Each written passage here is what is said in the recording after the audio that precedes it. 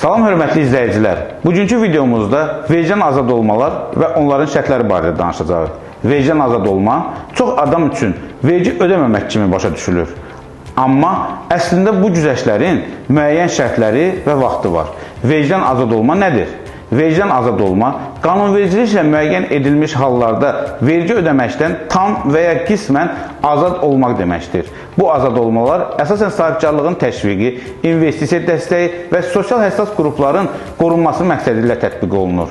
Kimlər və hansı hallarda azad olurlar? Mikro sahibkarlar sadiləşmiş vergi rejimində müəyyən dövrəyə qədər fəaliyyət göstərdikdə ƏDV və mənfəət vergisindən azaddır.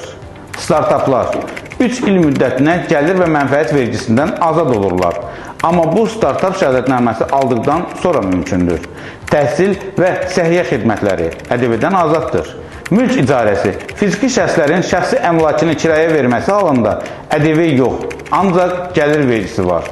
Kitab, qəzet və dərgilərin satışı ƏDV-dən azaddır. Aqrar sahə, fermer təsərrüfatları müəyyən hallarda gəlir və ƏDV vergilərindən azaddır. Bu azad olmalar avtomatik tətbiq olunurmu? Xeyr. Çox az hallarda azad olmalar avtomatik tətbiq olunur. Məsələn, startap olaraq 3 il azad olma almaq istəyirsinizsə, elektron hökumət portalında startap şəhadətnaməsi üçün müraciət etməlisiniz. Mikro sahibkarlıq statusu əldə etmək üçün isə dövriyyə meyarı və digər şərtlərə uyğun fəaliyyət göstərməlisiniz.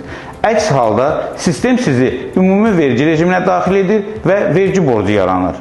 Əgər siz hansı azad olmalardan yararlana biləcəyinizi və bunu necə etməli olduğunuzu bilmirsinizsə, bizim peşəkar komandamız hər zaman yanınızdadır. Suallarınız olarsa, şərhlərdə yazın və ya bizimlə əlaqə saxlayın.